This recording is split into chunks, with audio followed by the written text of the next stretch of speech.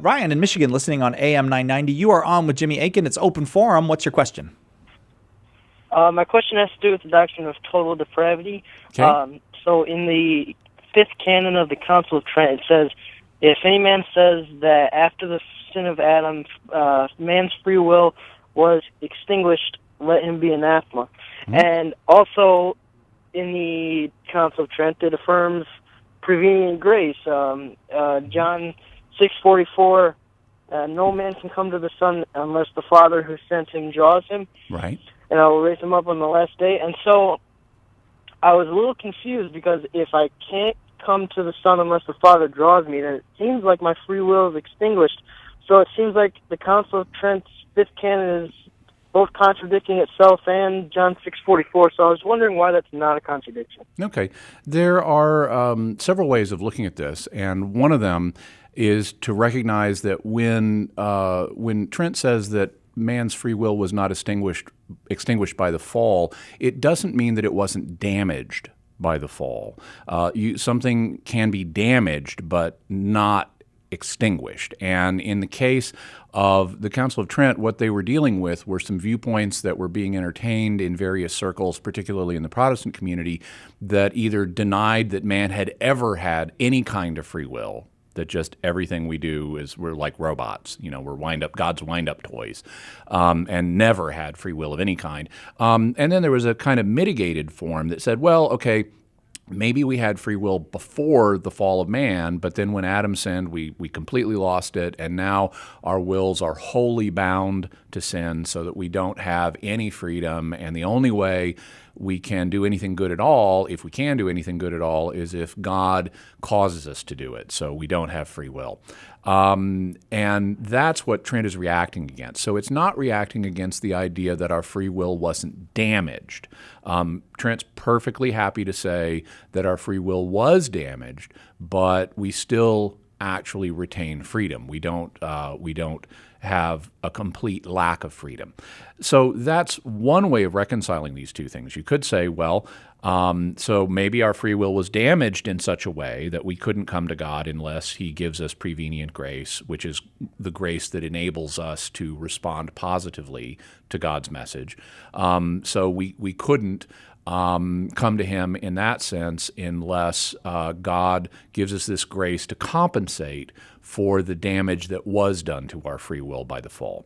But there's another way of looking at it too, which would be to say this: man doesn't automatically have what theologians call a supernatural vocation. That is, a vocation to be with God and in spiritual union with Him.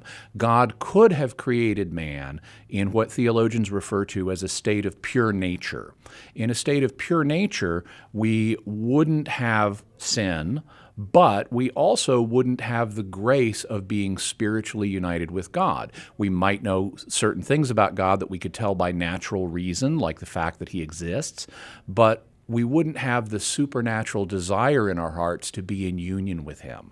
And so that's another way of looking at this. You could say, well, in order for us to have that desire for spiritual union with God, it requires a gift from God. It requires that just like He gave us free will in the beginning, He also needs to give us the gift, which is a kind of free will, to desire union with Him spiritually, and that's an elevated thing above simply natural free will. It's a kind of supernaturalized freedom where we have the desire and the ability to pursue those desires to have union with God, which is something He didn't have to offer us. It's a grace. He could have created us in a paradisical environment with no sin and no suffering, but He just didn't bring us into full spiritual union with Himself. That's a gift. And so that's another way that you could look at how the existence of free will squares with the fact that we need God's grace in order to come to Him.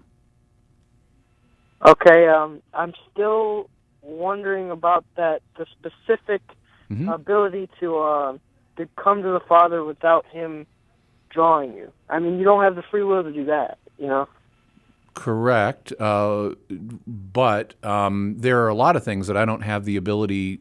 When we talk about free will, I think you may be thinking of some kind of unlimited freedom. And that's not what's meant by saying we have free will. There are lots of things I can't choose. Not being Spider-Man, I can't choose to crawl on the walls. Not being Superman, I can't choose to fly. But there are a lot of things that are within the scope of things that I can choose. And so I have free will with respect to those things that I can choose. I'm not just a puppet. That's what's meant when we say someone has free will. We don't mean there aren't things that they're incapable of choosing. We mean that they do have freedom within whatever scope of freedom they have. And so that's one of the things that applies here. In terms of the ability to choose God, there's also the fact that God ensures that everybody has the grace needed to come to him. This is something the Second Vatican Council teaches, that even if it's in a mysterious way, in ways known to God, he can make it possible and does make it possible for everybody to come to him. So it's by his grace that happens, but he ensures that grace is given to everybody.